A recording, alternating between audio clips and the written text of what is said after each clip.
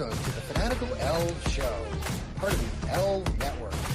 We are a bunch of wild and crazy Cleveland Browns fans, bringing you all the latest in Browns news. Tune in now.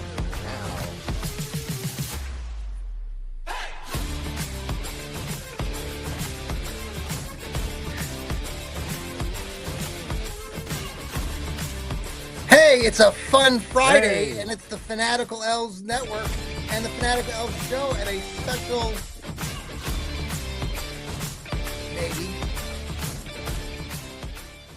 at a special time. It's Friday afternoon. It's Friday afternoon. Yes, unlike a Thursday at 7:30 where we usually come to you.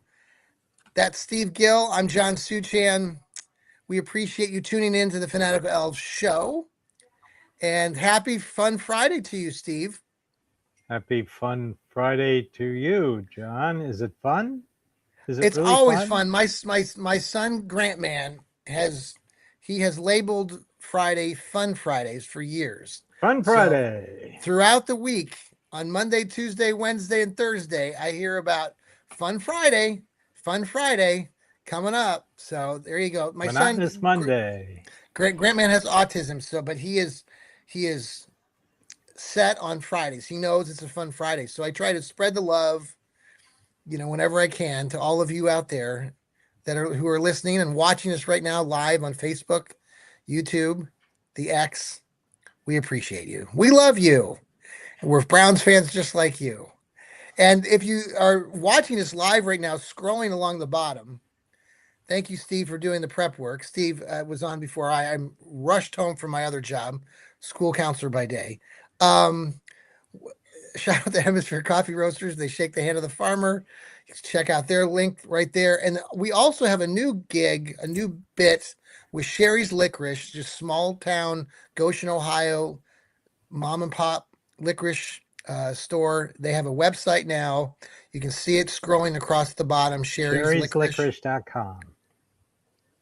And if you use the code Elfz Network 15, ELFZ Network, Elfz Network 15, when you go buy their amazing licorice, $25 worth or more, you get 15% off. I don't know if you've ordered any yet. I know Rod Bloom had ordered some, and we ordered some more, and it's just truly some of the best licorice you can buy. Damn good licorice. Yeah. I'm a licorice freak, and it's damn good licorice. Good. I like my licorice. It's very good. My wife likes black licorice. And yes. I was used to eating it because my late father, loved black licorice. Yeah, it's an acquired taste, I think. The black licorice. It is an acquired taste. Yeah. It is. Well, all right. Well, they have every flavor you can think of. Now they've got watermelon, they've got blue raspberry. So there you go. Pick. Well, Steve, it's been a busy week. A full week of Browns camp, and I know we haven't. Yeah. I know Steve had his last show Sunday, his Dog Pound South show, and I want to get Steve's impressions. It's like I've been listening to the different radio programs up in Cleveland and down here in Columbus, and getting everyone's take. Like Bo Bishop, who does shows up in Cleveland and down here in Columbus. So I'm getting some bits and pieces, but I know, Steve, you've been kind of monitoring the situation. Yeah. What's your assessment this week? Well, first of all, they completed the offensive install yesterday. Okay. So everything is installed. They know it, everything. So I am getting the impression, I don't know why everybody's saying this is an exciting quarterback competition. I'm getting the impression that this is a competition between two not very good quarterbacks. Okay. That's what I'm getting. Okay. I mean, like I said Sunday, and I wrote Tuesday, Deshaun's making the same mistakes over and over again, and Shedeur Sanders is making less mistakes. Now, that's not a ringing endorsement. No. Deshaun's mistakes are post-snap. Shedeur's is pre-snap. Yes. Pre-snap drives the head coach crazy. He had him working for 2 days just on their cadence when they step up to the line to see if they can draw the opponent off sides. Deshaun, of course, is going to be good at it because he's a 10-year veteran. Shedeur, not so much. So I don't know what to think. As Monken said, he's going to announce the starter probably Monday for the game against the Bears. Okay. The Bears. And I wouldn't take anything. I don't think it means anything. Whoever starts that game. I think it's just, he found Romeo's Crennel's coin in the office drawer, and he's going to go. Well, people are speculating all over the place. One of the things I saw earlier this morning, somebody was saying that yesterday was the first time where Monken didn't go with the regular back and forth between Watson and Sanders rotation. Well, he said that, he did. He started Watson on the 7 and 7s, but he said that Shedeur had done it earlier in the week, and then he just wanted to get back to Watson doing it. When you hear reports that Dillon Gabriel is the most consistent quarterback, that shows you where this quarterback room is. Now, I know a lot of fans hate Dillon Gabriel because they have moments etched in their brain, but if they watched the entire games he's played in, minus the Pittsburgh game, which no rookie is going to, well, unless you're DTR, no rookie is going to beat the Steelers first time out. Right. So he's handled it well. He's gotten to the line. He gets them lined up. He gets the cadence right, and he throws the ball. He comes out of his hand quicker than way quicker than Shedeur, who's still holding the ball. It's way too long. Like I wrote in my blog on Tuesday, I'm just glad they're not counting sacks because we'd be at NFL record level by now. So, and Watson, he's just making mistakes. After he snaps the ball, he's making mistakes. Now you're going to see your video highlight, your brief moment of greatness. Take all of that with a grain of salt because right now this quarterback room is a mess. It is a freaking mess. And Taylor Green's not going to be playing. God, you hope he doesn't be playing. But it's a mess. Let me ask you this, in reference to Dillon Gabriel, because he's been talked about quite a bit, like you said, with his consistency and kind of where that puts this room overall. The question I have is last that's year, about his ceiling. Well, in reference to that, like last year, he got to start at the beginning of the year. Now, he was not, he started in London. He was not moving the ball vertically as much as, we saw then Shedeur kind of open up and hit a few passes deep, which was prior to Shedeur starting, getting into those games.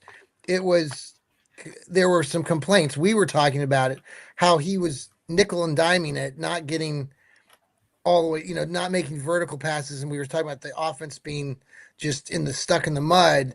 So I guess that's where I don't have a problem with them going with like you've said before, like last week, anybody but Watson. I mean, if they put Dillon Gabriel in there, I think most fans, despite a lot of people, clamoring for Shedeur, I'd be more open to Dillon Gabriel, though I don't want him to. I'd rather see Shedeur myself. Like you talked about the execution. I do I agree with you. Probably Dillon Gabriel has a step up on Shedeur in that realm, and maybe he can start throwing the ball vertically. And you've got some better weapons this season with KC Concepcion and Denzel Boston. Where do you, is that's kind of, if you look at last year, his first start was in London. They should have won that game. Yeah, they should. They should have won that game. He started against the Jets. They should have won that game. Now, except for the stupid special teams. Yeah, the dumb defense in London who couldn't stop Carson Wentz, and the special teams who gave up 2 return touchdowns in 38 seconds. So, if those things don't happen, if the defense stops Carson Wentz, he gets his first victory, his first time out. Right. He plays the Jets. He gets another victory. He's got 2 wins.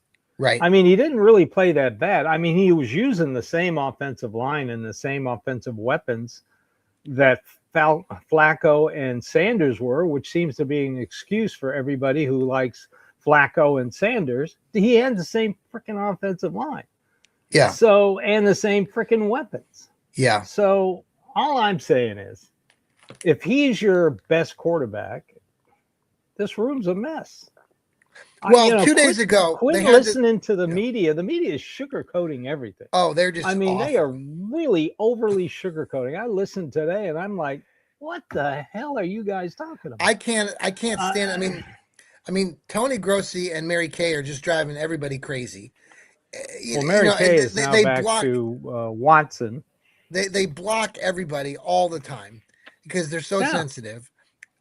I guess. All right, away from that, like, well, 2 days ago. Well, we'll stick with that sort of aura. The whole thing was the Deshaun Watson threw 7 touchdown passes. They weren't wearing pads, right? Yeah, because the day before they were wearing pads and he sucked. So, but everybody talked about after he threw the 7 interceptions. A lot of people in the local media were like, "Oh my God, I've never seen him throw the ball so well. This is the best I've ever seen him throw the ball Deshaun Watson since he came to Cleveland." Yeah, in shorts and t-shirts. I'm like, really, seriously, come on. I mean, this is where we are, and I agree. And like you said, Mary Kay's back on her bandwagon. Tony Grossi loathes Shedeur Sanders beyond, and I know you're not the biggest Shedeur fan, but at least you've said here, like, anybody but Watson. I mean, it's just a broken record. Obviously, the room is not the best. You've identified that. We've talked about it. We're ranked dead last in a lot of these recent, quarterback rankings. Again, I think there was one that came out. Watson was 31st. Shedeur was 35.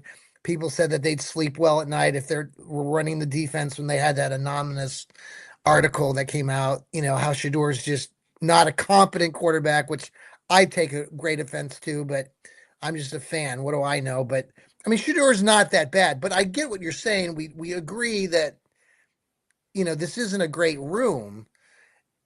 So let me ask you this: when you've got an ear to the team, are you hearing anything, like, because what the media is portraying is not exactly what's probably going on. Well, there's like Todd Monken, the 60-year-old coach, which is fascinating to me that he's this older guy working with these younger kids, especially coming out of college. And it seems like things are starting to gel, especially with a good chunk of the team, defense, the way that the players are listening to him. What are you hearing about the quarterback room? Are you hearing anything more on your end of things? Nobody, only Todd Monken knows what's going to happen with the quarterback. I am not a Watson fan simply for the fact that we all know they're going to get rid of him next year, and it's a waste of time.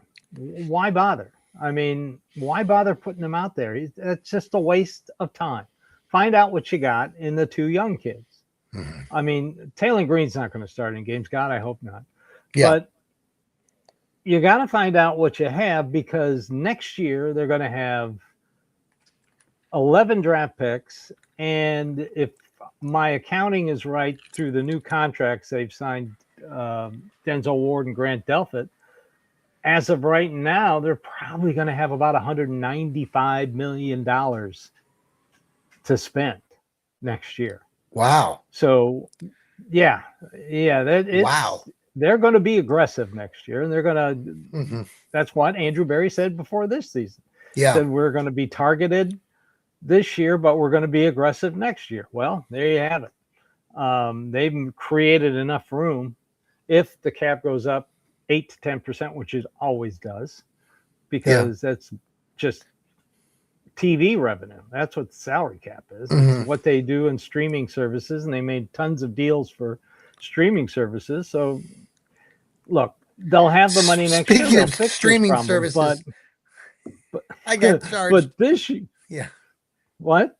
I got charged this morning, YouTube TV, with their NFL ticket.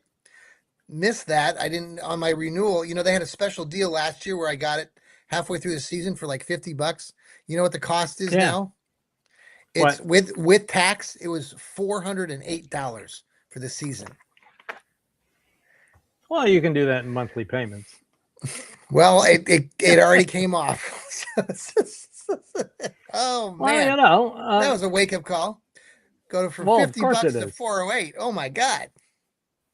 Well, yeah, halfway through the season, they're going to offer you a deal Yeah. because they want you to, because so they can get you And hooked and then renew yeah, and you then this. they just automatically renew. They have the little print that it says, you have to cancel prior to, or you cannot get a refund or any of that fun stuff. So my wife was very Well, nice this morning and saying, "Well, enjoy the following season. So we'll cancel it yeah. next year." Well, right now, I am just, I'm very down on this quarterback room. Hopefully, somebody will step up. Yeah. Hopefully, we'll see some progress. I know the offensive line is still working through their right guard situation. Brailsford hadn't practiced in a couple days, and Elton Jennings is in at center. Okay. Zach Zinner taken off on a cart the other day, so his Browns career is probably over. Oh, I didn't know that. Okay. They're not giving up on the KT Levinston Yeah. experimented guard. They're still using him. The tackles look good. Fano is looking good. Austin Barber's looking good. Hmm. I know they talk about like DeJuan Jones could play right tackle and they move Titus Howard in, but George Warthrope and the head coach dismissed that idea. So Okay. right now it's just centered on the center and the right guard. The running backs look good. I don't think they need to add another running back. Raheem Sanders looked damn good. So does Sampson and Judkins. Harold Fannin is phenomenal. Um, Hmm. uh, Denzel Boston is phenomenal. Casey Concepcion is phenomenal. I mean, after Judy, Boston, and Concepcion, there's a big drop off in wide receiver. Number 4, in my opinion, is probably going to be Isaiah Bond. He put on 10 pounds of muscle in the offseason, and they like the way he works. I felt And I think bad. they really found a gem in this tight end out of BYU. What was his name? Carson Ryan. Yeah, He is the doing tight ends. everything they ask of him. Everything they ask of him. And The so he might your be your third tight end. your wide receiver, um, or Thrash got released today. Did you see that? That Your didn't wide, surprise me. yeah. I know that you were high on him the last couple of seasons. Well, when he came out of college, yeah, he had led the country in yards after a catch, the Yeah. entire college system, and that's why they were going to use him with Deshaun Watson. But that doesn't surprise me. Right now, it's that quarterback. Taylon Wallace I think, has played himself onto this team. That's the guy they got from Baltimore. Yeah. Supposedly only be a return guy. He's having a Sure. phenomenal camp. So Yeah. there you've got 5 right there, and they're probably only going to keep 6. Hmm. So it's probably going to come down to Tillman or Corley, Yeah. Oh Malachi wow. Corley. So for the What do you wide think on receivers, that? What do you? because I mean, I would probably release I don't Tillman, know. maybe. I mean, or I don't know. he could get It, picked up by another team. I'm sure. No, I don't. the Corley, very first maybe. week at training camp, they tried to feature him to make up their mind, and neither one of them. Well, Corley, I don't know. He gives you a little bit extra. Uh, So I'd probably let Tillman go and keep Corley. yeah, Um, I agree. Well, hey, let's talk about the defense on the other side of the break. This is the Fanatical Elfz Show. We'll be right back. Hey, thanks for coming back to the Fanatical Elfz Show, part of the hey, network here. That's Steve hey, Gill. I'm John Suchan. We appreciate you tuning in. It's a Friday afternoon, fun Friday. We didn't have our show last night, but we wanted to get to you guys.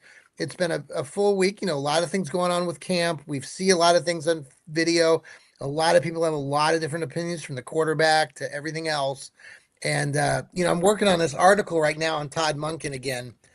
I've written a couple articles for Dog Pound Daily on him. The one about Todd Monken and kind of his. We talked about this last week on the show about his sort of mantra of being accountable, having his coaches, his assistant coaches being accountable, and this is kind of carried on. A lot of people are talking about this connection that Monken has with these young players, and I think it's really fast. It's not Boy, when they fascinating, make a mistake, they find out about it real quick. right? Yeah, he's not holding back, is I he? love it. No, Yeah, he's not. And he hates pre-snap penalties.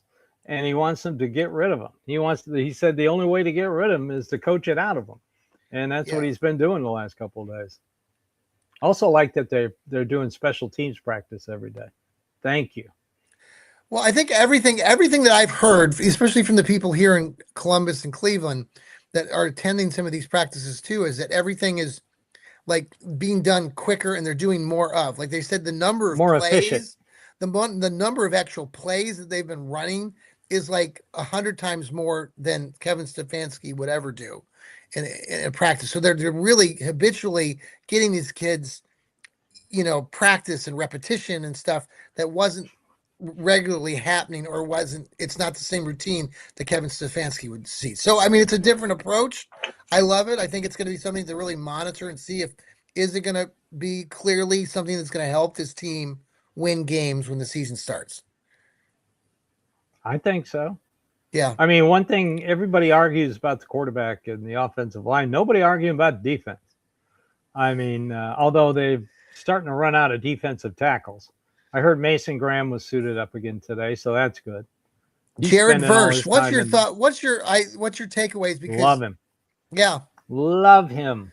I could see why that deal never happened with the Rams until the Rams threw in Verse. Andrew Berry said no deal until you throw him in. yeah. And they just stalled and stalled and stalled. They offered more picks, and nope, he's got to be part of the deal. A natural leader, a natural Oh yeah, leader, guy who's talking. and Fano's getting better. Yeah, learning from him, so that's good too. There's one guy I saw the other day, and I've heard a little bit about. His name is Whitley. He's a defensive end. He got a sack on Shador, just blew past, just juked the heck out of DeJuan Jones. Yeah. I mean, he went one way and just did a spin moon. DeJuan Jones just standing there, and he recorded the sack. A lot of people are liking what this kid can do. Apparently, I had never heard of him, but there's opportunities. And this week they signed a couple defensive tackles. Nobody great, but they just they're waiting for Malik Collins. Mm-hmm. Michael Hall got dinged up again. Mason Graham's been a couple days out, but good thing he's back. So they need some depth at defensive tackle. So the first preseason game is a week from tomorrow, Saturday afternoon in Chicago, right? It's on the road against the Bears. The Bears. We don't know who's going to start until probably Monday. Okay. And then he said he's going to play the ones. He said that at the beginning of training camp. That's why they're not tackling to the ground. But he is going to play his first team in all preseason games. I'll have to wait and see on that third one what he does after the scrimmages with Buffalo. But that's the third one. Yeah. Okay. The third one is New England. I'm sorry. Thursday night, prime time on NFL Network. Is that it, New England, or is that home? No, that's at Cleveland. Okay.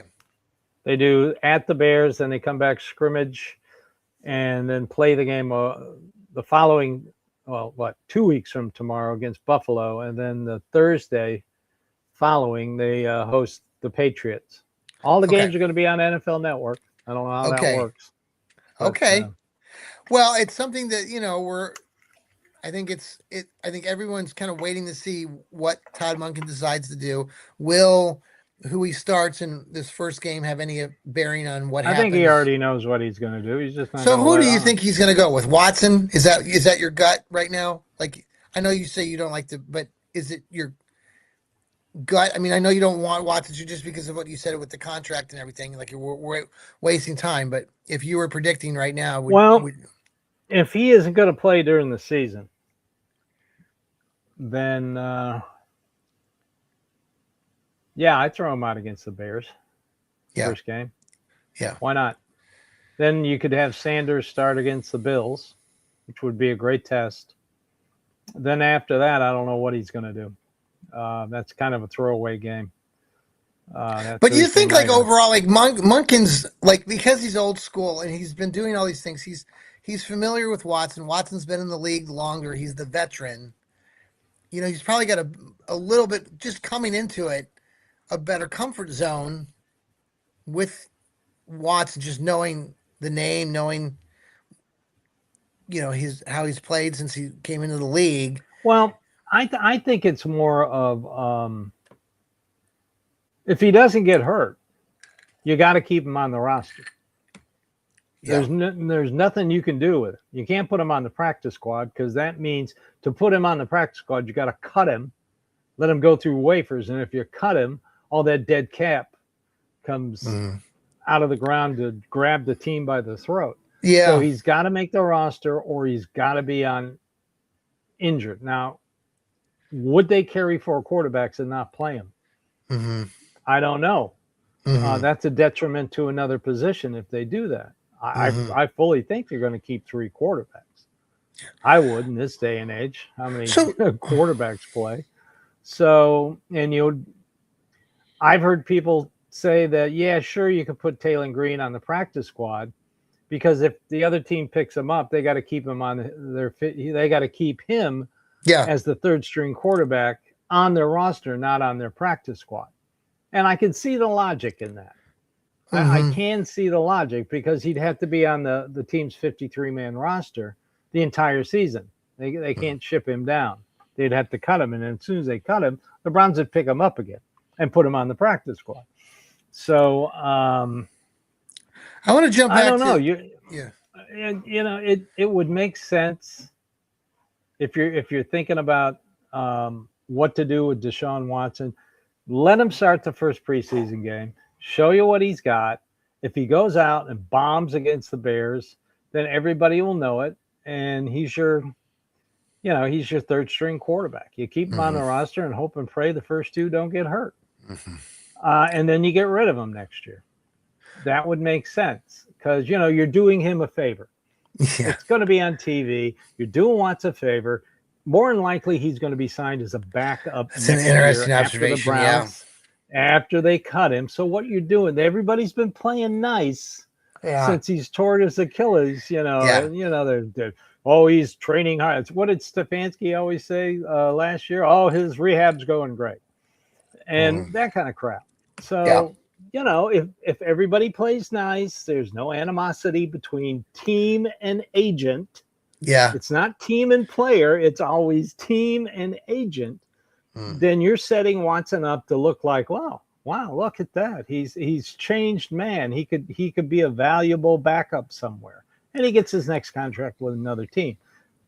That's the psychology of it all. Yeah. So why not go ahead, start in the first game. I am a tear the Band-Aid off guy. I always have been. Put him out there, whip that thing off. Yeah. And then let's move on to Sanders against the Bills. Well, and speaking of Sanders, I'm all for Sanders. I'm Team Sanders, and I know, like you've said, there's been improvements, but not maybe a huge leap. No consistency. That's the problem. Moken wants consistency. Now, what Watson does, he gets them to the line, he gets the play called, he can do the different cadences to draw the defense. He does all that like a 10-year veteran. It's what he does after he hikes the ball. There's sometimes you don't know where the hell it's going. So, or you do know where it's going into the defense's hands, or it's going low, or it's bouncing off of this. That's where Watson's mistakes are all post-snap. Yeah. I wonder how much they're using. Get that pre-snap stuff down pat, like it's as natural as breathing. Then he could be a good quarterback. The quarterbacks are getting, like with the coaching that's going on, they're always wearing those little monitors or those little cameras, what that looks like on the coaching side of things. It shows the coaching staff where they're looking, where their head is. And I'd like to know how that is being coached with the player and what are they, are those meetings that are happening? They probably slow it down and say, well, do you see that guy over there? Yeah. You were looking over there. He was open over there.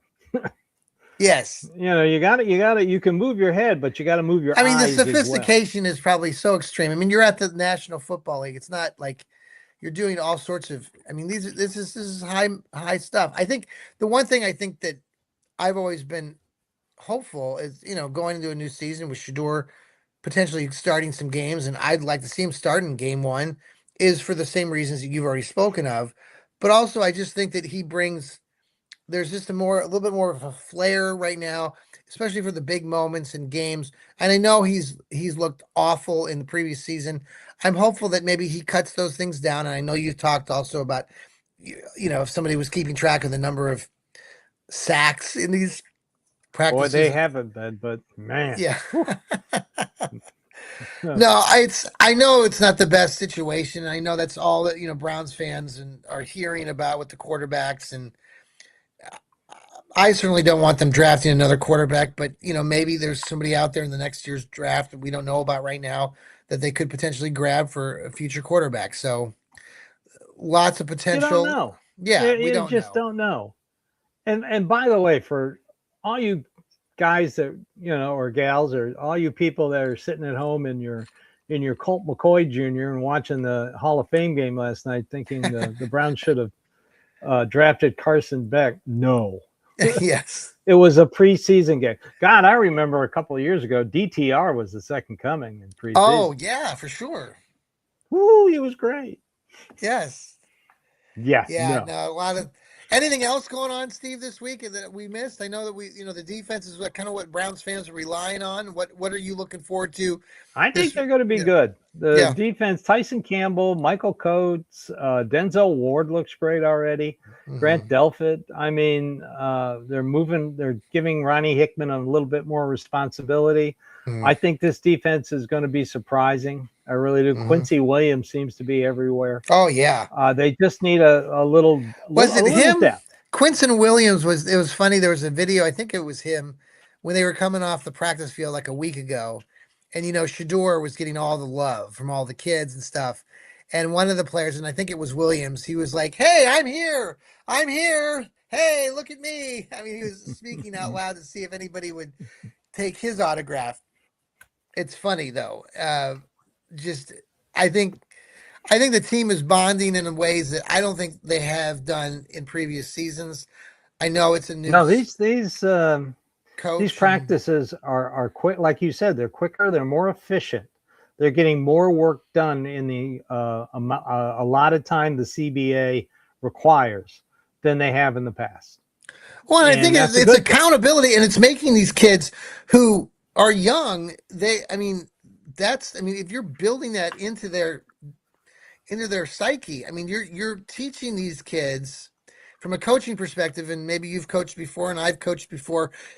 When you're working with kids and students and all that, you're driving into these habits and situations, just those repeated activities and how to do this and do this and do this. It will help. It does help. Now you can't, these are star athletes. This isn't like a bunch of students, like I've coached at middle school or high school where there's a variety of talent. Yes, some of these players at the NFL, there is a variety of talent, but for the most part, right, Steve, I mean, these are your best athletes. That's how they got to the NFL. So that's something. Exactly. Yeah. This is Mhm. the cream of the crop when it comes to football players. These are the best football players in the Absolutely. world. They are. And I think the coaching staff is doing an excellent job with all of this. Um, there hadn't been any major injuries. You're seeing it around the league, knock on wood. Yep. The little dings and dents. If it was during the season, the player would probably play. So, but right, every year it seems like the Browns get hit with thinness at a Yes. position. This year it's defensive tackle.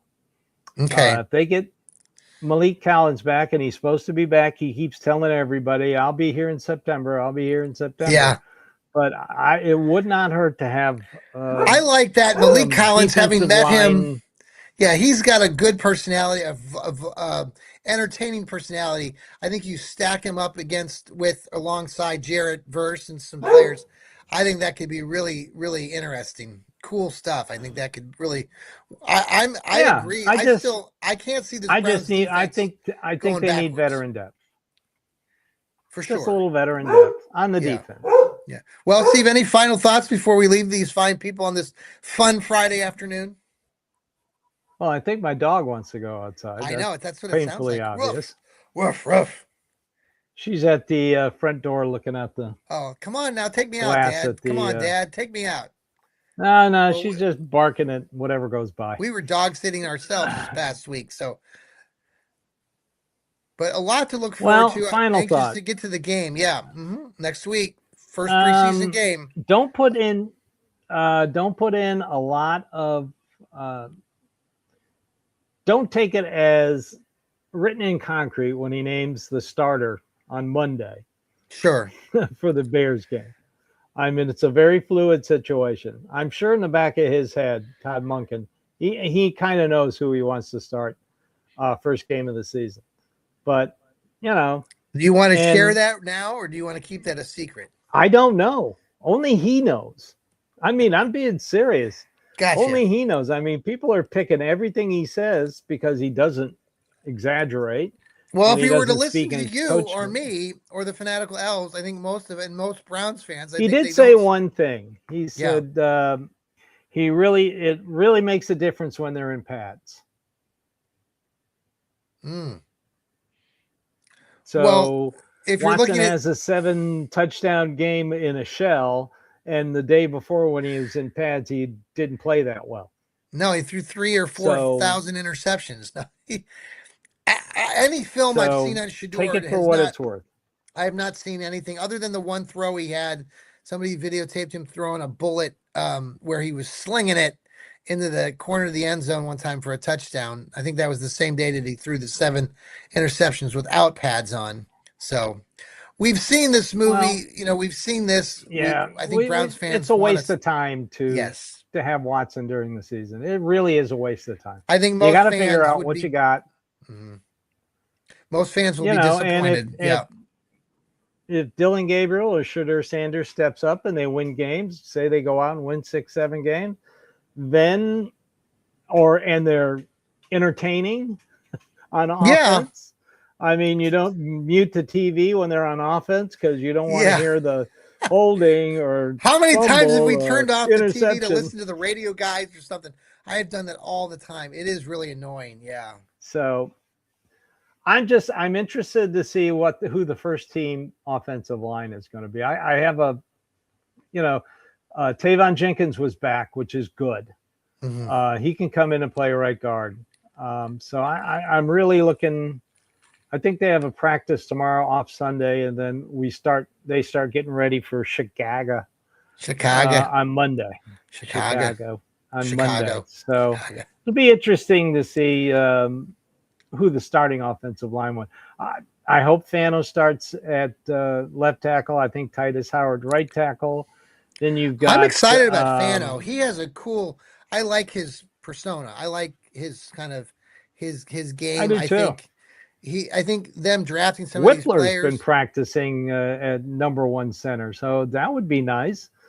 Former 6th-round pick out of Ohio State, if he could come in and really? Whippler's been play in there? center and I didn't know that. and That's then cool. that means Elton Jenkins could move back to right guard. And boom, your offensive line is set. Yeah.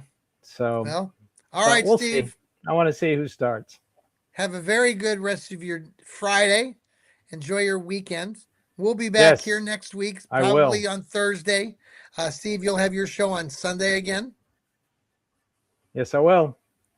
And we'll do a Johnny Cleveland podcast too, probably sometime tomorrow on Saturday. So tune in for that. Rod Bloom and his brother did their show last night, the Browns Blitz, which will be out on the audio temporarily. So shout out to Rod and his brother. And also don't forget to go order some coffee at hemispherecoffeeroasters.com and go buy some licorice while you're at it at sherry'slicorice.com.